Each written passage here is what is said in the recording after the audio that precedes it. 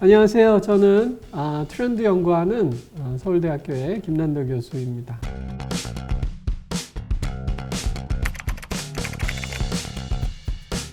우리 이제 흔히 무슨 퀴즈 이런 표현 많이 씁니다. 이제 박세리 퀴즈 이러면 박세리 선수 보면서 골프 연습했던 박찬호 퀴즈 그러면 또 박찬호 선수를 보면서 야구 선수의 꿈을 키운 이제 이런 사람들을 무슨 퀴즈라고 부르는데요. 이번에 이제 저희가 내세운 단어는 자본주의 퀴즈입니다. 그러니까 지금 젊은 세대들, 아까 말씀하신 MZ 세대들은 그냥 태어나면서부터 그냥 자본주의 속에서 자란 거예요. 그래서 좋은 차를 타는 것이 나를 표현하는 것이고, 좋은 옷을 입는 것이, 좋은 브랜드를 쓰는 것이 그게 곧 나이고, 이걸 찍어서 SNS에 올리고 친구들한테 좋아요를 받는 것이 어릴 때부터 너무 당연한 일인 거예요. 이제 이런 자본주의의 영향을 아주 어릴 때부터 받아온 세대, 여기를 자본주의 퀴즈라고 부를 수 있습니다. 저 대학 다닐 때 아마 저희 학교 전체에 주식 투자하는 대학생은 정말 몇 명 안 됐어요. 근데 지금은 주식뿐만이 아니라 만나면 비트코인 학생들 엘리베이터 안에서 얘기하고 있고, 이 투자에 대한 생각들도 굉장히 강해지고, 소비도 마찬가지입니다. 저는 근검 절약해야 된다고 생각하는데, 아니, 이 친구들은 플렉스 해야 된다고 생각해요. 플렉스 중요하죠. 요즘 젊은 세대는 가짜 명품 사지 않는데요. 짝퉁은 그 젊은 세대는 살 거면 진짜를 사고, 그리고 나중에 리셀하면 되지. 그걸 왜 짝퉁을 사냐? 이런 생각 되게 강한 거죠. 그러니까 이 소비로 나를 표현하고 브랜드로 나를 표현하는 세대 입장에서 짝퉁을 산다는 건 나 자신이 가짜라는 걸 인정하는. 그렇죠. 그러니까 있을 수 없는 거죠. 자본주의 퀴즈가 나타난 이유는 본질적으로 어디 있다고 보세요? 그건 아주 명쾌합니다. 어릴 때부터 자본주의적 환경에서 컸어요. 그러니까 제가 볼 때 되게 우리 한국에서 굉장히 중요한 사건은 97년의 IMF 경제 위기라고 생각해요. 그 당시에 우리가 은행이라든지 대기업이라든지 절대 망할 것 같지 않던 큰 조직들이 망하고, 내가 평생 이 회사를 다닐 거라고 생각했는데 직장에서 잘려나가고, 이런 일들을 너무 흔하게 본 거죠. 반면에 우리가 명품 소비, 소위 외제 사치품 명품 소비의 추이를 보면 97년, 8년 이후로 폭증을 하기 시작합니다. 그러니까 소비 측면에서나 우리 노동 측면에서나 또는 투자 측면에서 97년은 실제로 우리가 진짜 자본주의를 조금 경험하게 된 아주 중요한 사태였다. 근데 이제 특히 제 세대는 그 이후에 태어난, 그러니까 태어나지 않았더라도 이제 경제 생활을 하고 철들기 시작하면서 다 그 이후를 본 거죠.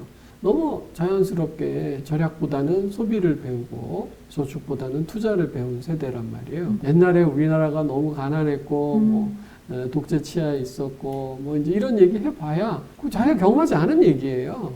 내가 경험한 97년 이후에 대한민국으로만 자기 세계관이 구성되는 거예요. 그러니까 생각들이 아주 자연스럽게 자본주의적이라고 할 수 있죠. 최근에 이런 테스트가 이게 MBTI가 최근에 나온 게 아니라 이미 수십 년 전에 나온 건데 최근에 다시 굉장히 화제가 됐었잖아요. 도대체 내 자신에 대한 탐구, 이런 각종 검사들이 갑자기 이렇게 화제가 된 이유가 뭘까요? 쉽게 말하면 내가 누군지 나도 잘 모르겠으니까 그렇죠. 그걸 조금 어렵게 표현하면 자기 정체성이 불확실해져서 그렇다 하는 것입니다. 왜냐하면 우리가 SNS를 하나만 하지 않잖아요. 그래서 카톡도 하고, 카톡도 방이 여러 개 있어서 동창이 있는 카톡방하고 직장인, 회사 동료 있는 카톡방에서 행동이 다르죠. 또 밴드 할 때 다르고, 트위터 하면 또 굉장히 정치적이 됐다가, 또 인스타그램 하면 굉장히 멋쟁이가 됐다가, 그죠?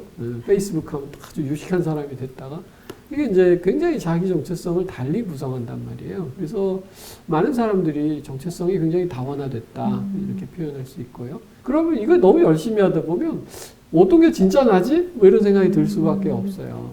그러니까 현대 사회가 되게 매체를 다원하게 쓰는 사회고, 그래서 우리 캐릭터가 여러 개로 될 수밖에 없기 때문에 스스로의 정체성이 불확실해졌다. 이게 첫 번째 설명이고요. 두 번째는 이건 특히 젊은 사람들 얘기인데, 롤모델이 다원화되면서 자기 자신에 대한 탐구가 중요해졌다 하는 것입니다. 조금 자세히 설명하면, 제가 어릴 때는 저희 어머니가 저 눈만 마주치면 말씀하셨어요. 공부 열심히 해서 훌륭한 사람이 되어라. 근데 요즘은 좀 얘기가 달라졌습니다. BTS가 시험 봐서 된 건 아니잖아요. 그렇죠. 네. 그리고 우리 뭐 김연아 선수나 박찬, 유현진 선수나 뭐 공부가 아니라 자기가 잘하는 걸 잘해서 성공한 분들이란 말이에요. 근데 이런 시대에 제일 고민이 많은 사람은 젊은 사람들 본인입니다. 내가 뭘 잘하지? 내가 뭘 좋아하지? 이거에 대해서 사실 학생 때 알기 쉽지 않거든요. 그렇죠. 예. 그러니까 스스로에 대해서 불안하고 내가 나에 대해서 조금 더 자세히 알고 싶고 그런 게 크죠. 세 번째 원인은 이제 우리 정체성에 관한 여러 가지 이론들을 보면 내 정체성을 내가 결정하는 게 아니라 타인의 시선이나 타인의 존재가 굉장히 중요하다는 겁니다. 네. 그래서 무슨 뭐 라캉의 거울자 이론, 뭐 별하별 이론들이 다 있는데 정말 그래요. 여러분 우리 뭐 웹에 사진 올릴 때 내가 제일 좋아하는 사진을 올리지 않고 사람들이 이걸 올리면 좋아하지 않을까? 뭐 좋아요 많이 누르지? 이런 타인의 시선을 되게 의식한단 말이에요. 우리가 이제 학교에 가고 직장에 가서 이런 타인들과 교류하면서 아, 나는 이런 사람이구나. 내 성격이 그랬었나? 이제 그렇게 이해하게 되는데 지금 코로나로 거의 사회적 교류가 예전에 반도 안 되게 됐습니다. 그리고 먼저 줌 같은 걸로 물론 회의도 하고 유튜브로 통신도 하지만 여기서는 쓸데없는 얘기 하지 않잖아요. 딱 필요한 회의만 하고 끝난단 말이에요. 그러니까 내 정체성에 대한 타자의 시선이 없는 상황입니다. 근데 재밌는 것은 이게 자기 정체성을 그렇게 시험으로 확인하는 것에서 그치지 않고 이런 거 끝나면 꼭 마지막에 뭐 있죠? 공유하기가 있어요. 맞아요. 예. 페이스북이나 뭘로 이제 공유하는 거. 그래서 그걸 친구들하고 공유를 꼭 해요. 그래서 나는 무슨 형인데 너는 무슨 형이야? 난 뭐 나왔어? 그래서 너랑 나랑 안 친한가 봐. 뭐 이제 이런 식의 농담을 주고 받으면서 서로 공유하고. 그래서 선 보는 자리에서 딱 앉으면 MBTI부터 맞춰보고 아니네요. 그러고 일어났다는 소리도 들었는데 네, 아무튼 그 정도로 자기 진단에 대한 열망이 굉장히 강해진 것 같습니다. 이런 각종 테스트들 우리가 상업화에 귀속되는 거 아니야? 정말 내 본질을 알아내기 위해서가 아니라 남이 규정해주고 그래서 넌 이런 소비를 해라는 틀에 결국 나를 맞추게 되는 역효과 있는 거 아닐까라는 얘기도 있거든요. 어떨까요? 저는 자본주의는 사실 스펀지 같은 거라고 생각해요. 그러니까 액체라면 다 빨아들이는 거죠. 이게 빨간색이든 노란색이든 그게 MBTI 테스트가 됐건 광고가 됐건. 그래서 이제 현대의 모든 현상은 이윤 창출을 위한 어떤 도구로 환원되는 경향이 있습니다. 그러니까 이제 MBTI 테스트도 예외가 아닌 거죠. 이렇게 이제 우리가 고객을 예전에도요, 마케팅 하는 분들은 다 공감하실 텐데, 마케팅을 한다는 건 결국은 고객을 잘 나누어 보는 일이에요. 남녀로 나눠보고, 뭐 지역으로 나눠보고, 연령으로 나눠보고. 그렇게 해서 내 제품을 제일 살 가능성이 높은 세그먼트는 어딜까?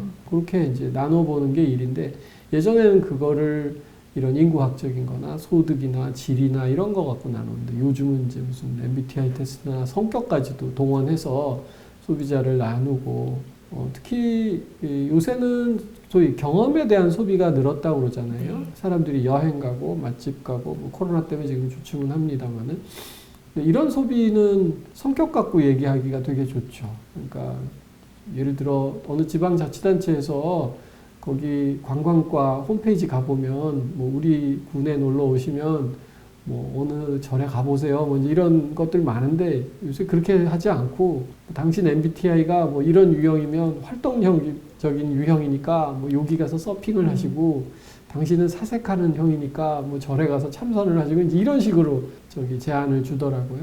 그래서 고객을 나누는 게 사실 전통적인 마케팅에서 굉장히 화두였는데 MBTI 같은 경우는 또 아주 새로운 가능성을 주는 분류 도구잖아요. 그러니까 마케터들이 이걸 놓칠 리가 없다.